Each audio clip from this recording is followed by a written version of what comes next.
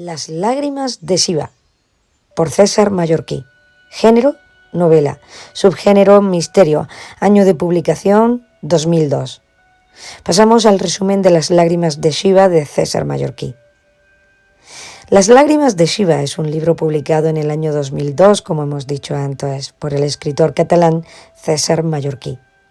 Se trata de una historia de un joven que vio un espectro durante un verano en Santander, pero ¿quién es ese espectro? ¿Y cuál es su verdadera historia? Corría el año 1969 cuando su padre enferma de tuberculosis. Javier, un muchacho de 14 años, se ve obligado a pasar el verano en Santander con su tía Adela y su tío Luis y sus 4 primas, Rosa, Margarita, Azucena y Violeta. Luis inventaba artefactos y antaño hizo muy rica a su familia con las lágrimas de Siva, un objeto muy extraño y actualmente extraviado. La tía Adela recibe a Javier con mucho entusiasmo y le presenta a Margarita y a Azucena. Margarita le enseña la casa y Javier ve un cuadro en el que aparece Beatriz Obregón, familiar de sus tíos, sujetando las lágrimas de Siva. Javier le pregunta a Margarita por el cuadro, pero su prima no quiere hablar de ello. Javier conoce a su prima Violeta y hablan de libros. A Javier le gustaba leer ciencia ficción y esta pasión por la lectura es la que hace que establezca un vínculo más fuerte con su prima Violeta, a la que también le encantaba leer. Javier se siente un poco solo en la casa, donde además nota un aire fantasmal. Siente que hay una presencia extraña en la casa y que, en ocasiones, en el aire hay un olor a nardos. Le parece ver a Violeta hablando con un fantasma. Al día siguiente hablan sobre el tema y Violeta le dice que podrían ir al cementerio para que le cuente la historia de Beatriz Obregón y las lágrimas de Siva. Beatriz murió con 22 años y era considerada la oveja negra de su familia. Por ello, no estaba enterrada con el resto de sus familiares. Ella se iba a casar con Sebastián Mendoza, hijo de una familia rica. Él le regaló a Beatriz las lágrimas de Siva, un collar elaborado con 5 esmeraldas. La boda se iba a celebrar en 1901, pero Beatriz no se presentó. En la familia se comentaba que huyó y vendió el collar para empezar una nueva vida, lo que avergonzó a su familia y los enfrentó con los Mendoza. Javier y Violeta se pasan los días intercambiando libros y charlando. Un día ve que alguien había escrito algo en su libro, Frankenstein o el moderno Prometeo. Y una pregunta a Violeta, pero ella jura que no ha sido cosa suya. En el texto se habla de Sabana y de las herrerías, pero ninguno de los dos sabe lo que significa. Violeta le dice a Javier que alguien había cambiado las flores secas de la tumba de Beatriz por flores frescas y no había sido nadie de la familia. Descubren que Sabana era una goleta cuyo capitán era Simón Cienfuegos. Los muchachos creen que Simón mató a Beatriz y la arrojó al mar.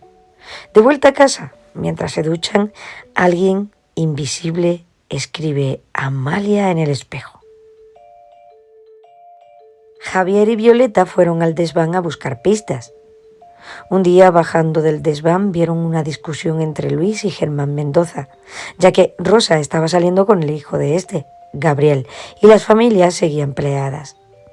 Las hermanas de Rosa la apoyaron, diciéndole a su padre que no le impidiese hacer su vida por culpa de una batalla familiar antigua, pero Luis explicó que los Mendoza acusaron al abuelo de las niñas de colaborar con los rojos y pasó 2 años en prisión por ello. Un día Javier y Gabriel se encuentran en la biblioteca y charlan sobre Beatriz. Javier pregunta quién era Amelia y Gabriel le cuenta que era la criada de Beatriz. Y Javier corre a casa para contárselo a Violeta. Ambos deciden visitar a la tal Amelia, pero ella se niega a hablar, lo que los hace sospechar de que oculta algo. De vuelta a casa, vuelven a buscar pistas en el desván y encuentran una carta de Simón Cienfuegos.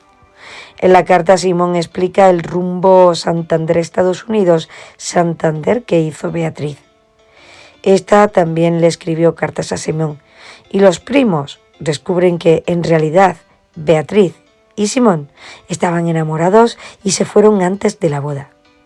Van a preguntarle a Simón y éste les cuenta que se fue con Beatriz a Jamaica y allí murió a causa de una de esas fiebres. Esa noche el fantasma de Beatriz visita a Javier y lo lleva al desván. Al día siguiente Javier va a casa de Amalia y ella le entrega el collar y le cuenta que se lo quedó para vengarse de Teodoro Obregón, el padre de Beatriz. Javier se marcha a casa de sus tíos con las lágrimas de Shiva en su mano. En la casa, los tíos de Javier lo reciben entusiasmados y le agradecen haber recuperado el collar. Gabriel va a visitar a la familia para pedir perdón y de paso la mano de Rosa y Luis acepta. Quedan 3 semanas para que Javier vuelva con su madre y Violeta parece afligida por su ida. Azucena le dice al muchacho que su hermana está enamorada de él. Javier va a ver a Violeta y se besan.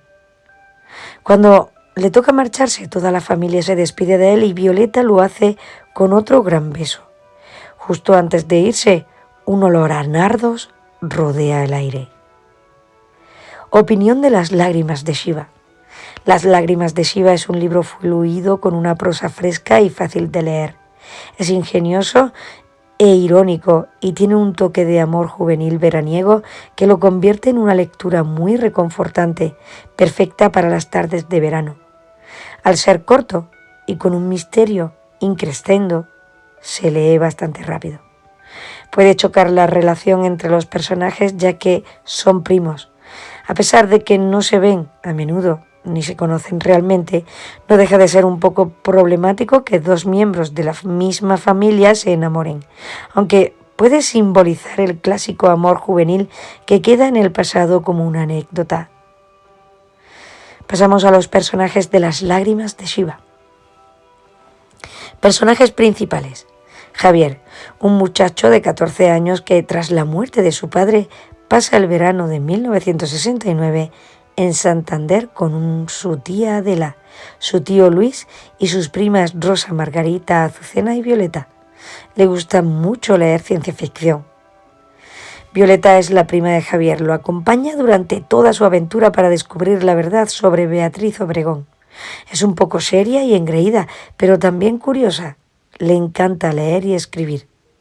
Personajes secundarios. Rosa, prima de Javier, está enamorada de Gabriel Mendoza a pesar de que sus familias están enfrentadas.